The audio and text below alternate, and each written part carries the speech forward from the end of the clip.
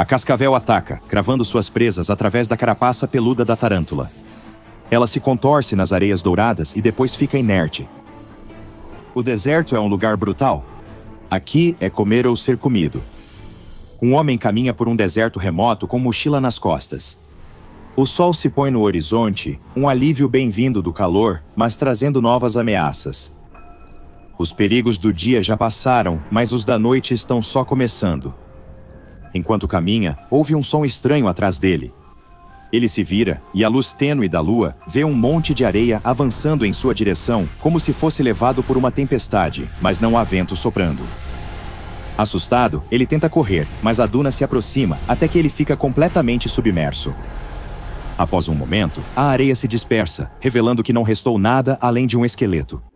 A duna segue viagem para longe, desaparecendo de vista. O deserto é um lugar implacável para um viajante. Os dias são quentes e secos, assando você com o calor implacável do sol. As noites são frias e inóspitas, pois os habitantes selvagens do deserto saem de seus esconderijos para atacar qualquer ameaça ou invasor. O ano é 1908 e uma tropa de cavalaria a caminho de volta para a base está tendo uma lição rápida de como o deserto do Arizona pode ser brutal. A viagem demora mais que o previsto e seus cavalos, com sede, andam cada vez mais devagar na poeira e areia. Os olhos dos soldados ardem devido ao sol, suor e falta de sono. Eles precisam de um lugar para descansar, comer bem, tomar bastante água e talvez algo mais forte após todo esse sufoco. Como se fosse uma resposta às suas preces, os homens, de repente, avistaram uma placa desbotada, indicando uma cidade mais adiante na estrada. Faltava apenas 1 milha para Fredericksburg, dizia ela. Eles conseguiriam chegar à cidade antes do pôr do sol, um alívio bem-vindo depois de tantas noites dormindo no chão e vendo seus suprimentos diminuírem dia após dia. A milha parece se estender para sempre, mas eles persistem e chegam ao seu oásis, a cidade de Fredericksburg. Eles não estavam exatamente esperando uma recepção calorosa quando chegassem, mas ainda assim ficam surpresos com o quão fria é a recepção que os espera. Aqui estão eles, membros da cavalaria do exército, e ninguém os cumprimenta ou sequer vai ver quem são esses homens de uniforme a cavalo. Na verdade, os homens não veem ninguém, nem uma única alma. Eles param no meio da praça da cidade, descem de seus cavalos e chamam, gritando o mais alto que podem. Mesmo assim, nenhuma porta ou janela se abre e ninguém aparece para ver a confusão. A única evidência de que alguém já esteve ali são os próprios prédios e alguns avisos escritos à mão espalhados pela área. Os avisos estão todos em alemão e nenhum dos soldados fala alemão o suficiente para entendê-los. Se pudessem, deixariam a cidade rapidamente, montariam seus cavalos e galopariam até sumir de vista. Eles não podem, então não fazem. Um homem sugere que a cidade está abandonada e virou uma cidade fantasma. Quanto mais conhecem a cidade, mais acham que ele pode estar certo. Os prédios seguem em boas condições, porém estão vazios. Parece que a cidade inteira resolveu, de repente, abandonar tudo. Então, ficou intocada até a cavalaria chegar. Aí, um dos outros homens se pergunta: o que eles deveriam fazer? O plano não precisa mudar, sugere outro. Dormir em uma cidade abandonada é bem melhor do que montar acampamento e dormir no chão. Na beira da cidade, eles acham uma taverna e um hotel ao lado. Pode não haver funcionários ou outros hóspedes, mas o estábulo está disponível. Há muitas camas e algumas garrafas fechadas no bar. Isso já basta para a noite. Então, eles amarram os cavalos, tomam alguns drinks, cantam algumas músicas de bar e se preparam para o que com certeza será a melhor noite de sono que tiveram em muitos, muitos dias. Eles estão tão exaustos e aliviados por achar abrigo que nem param para pensar no que fez os moradores de Fredericksburg abandonarem suas casas de repente. No fim, cidades fantasmas não aparecem do nada. Fantasmas devem ser criados.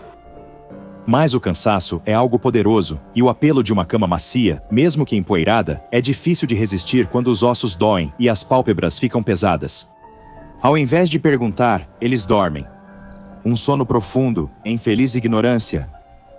Algumas horas depois, um dos homens acorda de repente, assustado do sono por um relincho horrível e agudo. Um relincho vira coro conforme mais vozes se juntam. Os cavalos têm algo errado. Ele salta da cama e corre ao estábulo, esperando ver uma cascavel, um coiote ou talvez um ladrão que veio saquear casas vazias. O que ele descobre é mais perturbador do que poderia imaginar.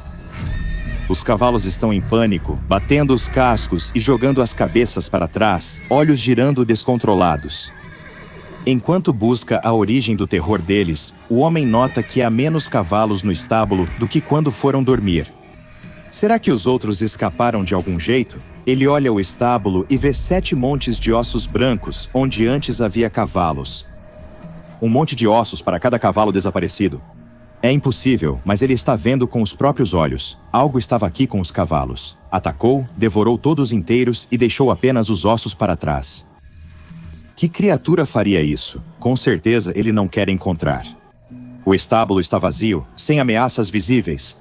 Ele precisa voltar para dentro e avisar o resto dos homens antes que seja o que for que fez isso decida voltar. Os outros soldados não gostam de serem acordados de madrugada e ficam ainda menos animados com a história estranha do que o homem viu no estábulo. Mesmo assim, nunca o viram tão assustado. Eles saem da cama relutantes, e alguns homens menos sonolentos concordam em acompanhá-lo para investigar. Enquanto eles descem até o estábulo para procurar algum perigo em potencial, o resto dos homens se vira na cama e fecha os olhos novamente.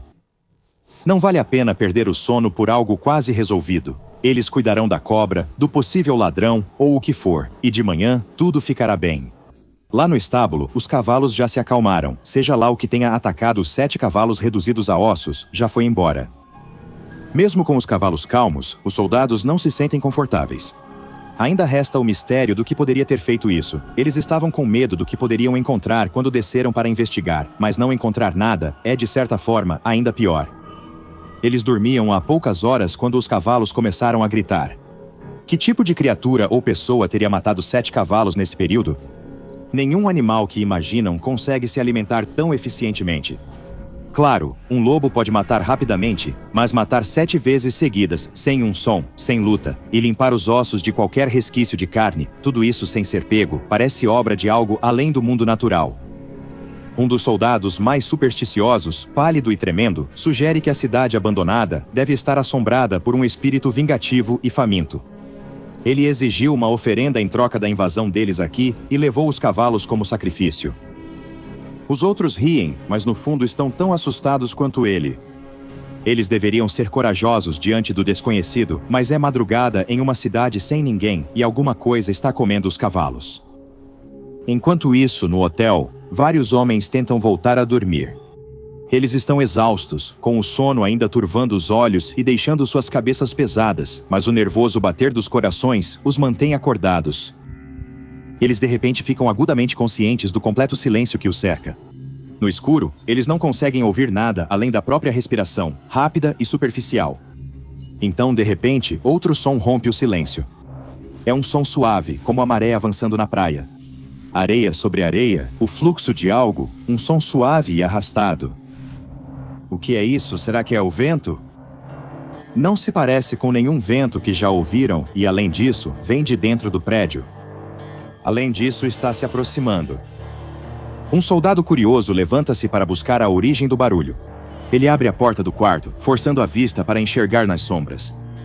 Ele acha que o motel está inundando. Algo escorre pelo corredor, se espalha pelo chão e se aproxima. Mas, à medida que se aproxima, ele percebe que não é água. É areia. Ele não vê de onde vem ou como entrou no prédio, mas isso não importa. O prédio está enchendo devagar e, mais importante, parece vir direto para ele. Instintivamente, ele pula de volta para o seu quarto, batendo a porta para tentar bloquear a enxurrada de areia. Mas ele ignorou a fresta sob a porta. Enquanto observa, vê a areia entrando no quarto por baixo da porta. Ela se move como se estivesse viva, rastejando pelo chão em direção a ele. Ele recua rápido, pulando na cama para evitar a maré de areia. Ainda assim, ela avança cada vez mais, se acumulando até conseguir alcançá-lo ali. Sem dúvida, esta não é uma areia comum. Ela não está enchendo o quarto só pela gravidade ou por algum tipo de tempestade dentro do quarto. Ela está se movendo de propósito, avançando, caçando. Ele observa o quarto desesperado por escapar, mas não há saída. A única saída é a porta, bloqueada pela maré de areia que não para de crescer. Ela sobe até a altura da cama, espalha-se no colchão e se prepara para engoli-lo. Ele não tem certeza do que vai acontecer com ele quando isso acontecer, mas já olhou a morte nos olhos tantas vezes que a reconhece de imediato. A areia agora cobre seus pés, subindo por suas pernas, pronta para cobrir seu corpo e engoli-lo por completo. Ele abre a boca para gritar, e a areia entra por seus lábios, enchendo sua garganta e pulmões. Ele desaba na cama sob o peso do ataque e desaparece. Um soldado acorda ao ouvir um grito no quarto ao lado.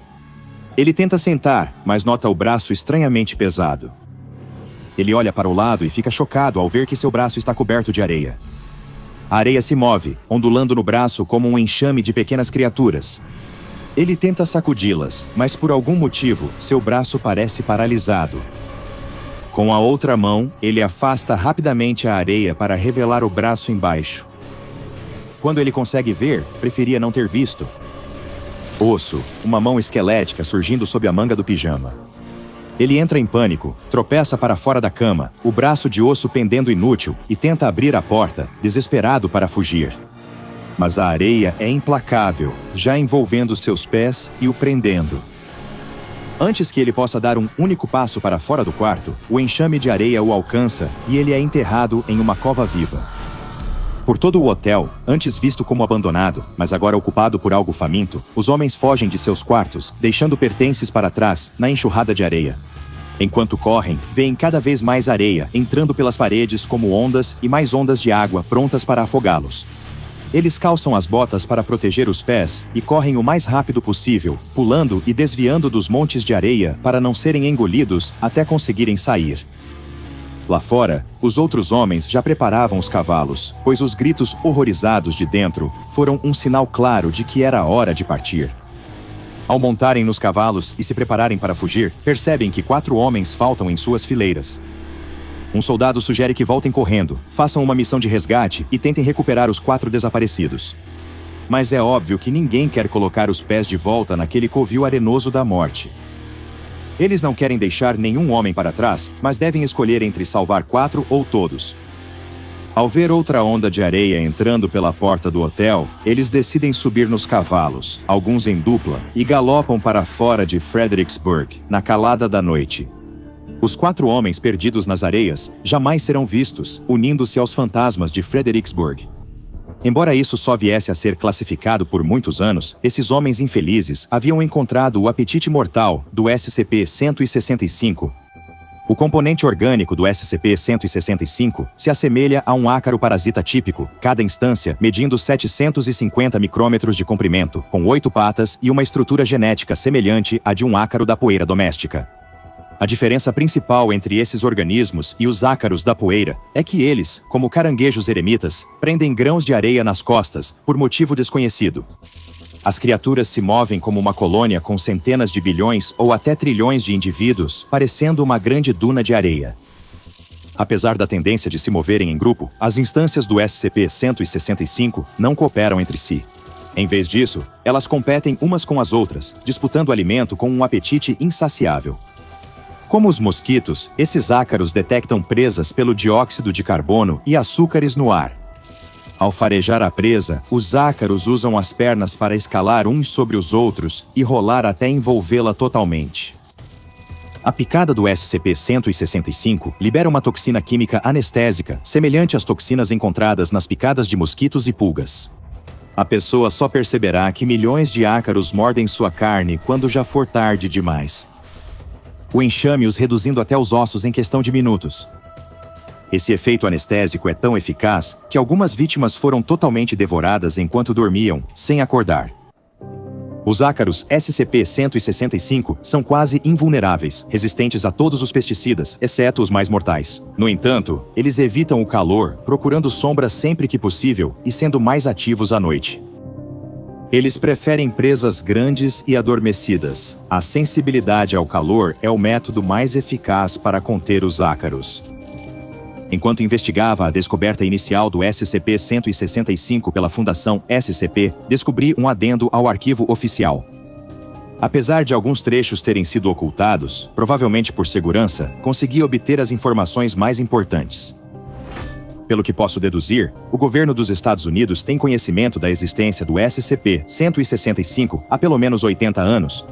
os ácaros foram encontrados pela primeira vez em Fredericksburg, Arizona, uma cidade esquecida, antes habitada majoritariamente por imigrantes alemães.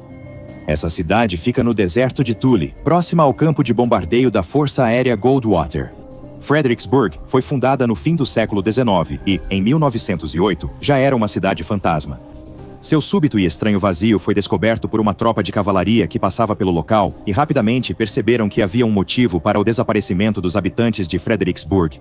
Isso eu basicamente já sabia. O que eu não sabia, no entanto, é que o governo dos Estados Unidos tentou exterminar o SCP-165 no fim dos anos 50. Esse objetivo é atribuído à criação de um campo de bombardeio na região, mas não consegui confirmar oficialmente. O campo de bombardeio e seu uso subsequente conseguiram reduzir com sucesso a população do SCP-165. No entanto, os explosivos foram insuficientes para erradicar completamente a ameaça. Então, no final da década de 1980, a Fundação SCP optou por intervir e enviar uma equipe de limpeza e extração terrestre. A Força-Tarefa Móvel Epsilon 9, também conhecida como Devoradores de Fogo, foi enviada para Fredericksburg para extrair e conter o SCP-165 por quaisquer meios necessários. Ao chegar à cidade decadente, a Força-Tarefa viu uma cena assustadora. Prédios vazios alinhavam as ruas, degradados, mas de resto intocados. O único sinal de que já houve vida ali eram os ossos, tanto de animais quanto de humanos, espalhados pelo chão empoeirado. Um membro da FTM avistou uma placa, escrita à mão em alemão, dizendo Vorsicht vor den kriechenden hungrigen Sand. Embora ele não falasse alemão, um colega da força-tarefa que falava traduziu para os demais. Cuidado com as areias rastejantes e famintas. Com esse aviso ominoso em mente, a MTF Epsilon 9 avançou para uma casa próxima para investigar. Lá, os pisos estavam totalmente cobertos de areia. Um olhar leigo pensaria ser areia comum, mas a força-tarefa sabia que não era. Esses eram casos do SCP-165 se escondendo do calor e da luz do sol sob o abrigo desse telhado. Ao primeiro sinal de movimento, suas suspeitas foram confirmadas, e os membros da FTM sacaram seus lança-chamas, atacando o SCP-165 com jatos de fogo até que o movimento cessasse. Essas medidas se mostraram altamente eficazes, derretendo a areia até virar vidro e repelindo quaisquer ácaros que não ficaram presos dentro. Uma duna viva composta por 4 toneladas métricas de SCP-165 foi contida e transportada para a ABC Area 14. SCP-165 está contido em uma instalação na Área 14, de biocontenção armada. O SCP-165 é considerado um organismo patológico contagioso, portanto, sua contenção exige que sejam seguidos os mais altos procedimentos de esterilização e quarentena. Geradores de micro-ondas foram instalados ao redor da área de contenção do SCP-165 para limitar o movimento da duna. A cada 9 dias, a massa do SCP-165 deve ser alimentada com pelo menos 750 kg de gado vivo. Tentativas de alimentar as entidades com fontes de alimento abatidas previamente se mostraram ineficazes. Por algum motivo, eles preferem presas vivas. Infelizmente para as vacas, o Comitê de Ética sugeriu que sejam sedadas antes da alimentação para reduzir o sofrimento. Tendemos a associar a areia ao desconforto, seja invadindo um dia na praia e se alojando nas fendas mais inconvenientes, ou grudando em tudo o que é colocado por perto. Como alguém já disse, ela é áspera, é grossa e se espalha por todo lugar. Mas se SCP-165 algum dia escapar do confinamento e se espalhar para outras partes do país, ou até mesmo do mundo, ele pode causar muito mais dano do que uma simples irritação. Ou seja, se já não estiverem por aí, os ácaros se alimentam tão rápido e eficientemente que podem viver em outras áreas arenosas ainda não descobertas. Quantas cidades do deserto já devastaram até os ossos? Quantas comunidades à beira-mar foram dizimadas? Não posso afirmar, mas posso dizer o seguinte. Quando for à praia e quiser sentir a areia nos pés, lembre-se de olhar para baixo de vez em quando para garantir que seus dedos ainda estão lá. Acesse o Patreon do Dr. Bob e torne-se pesquisador júnior agora. Agora vá assistir a outro caso dos arquivos do Dr. Bob, como SCP-913 Sr. Faminto.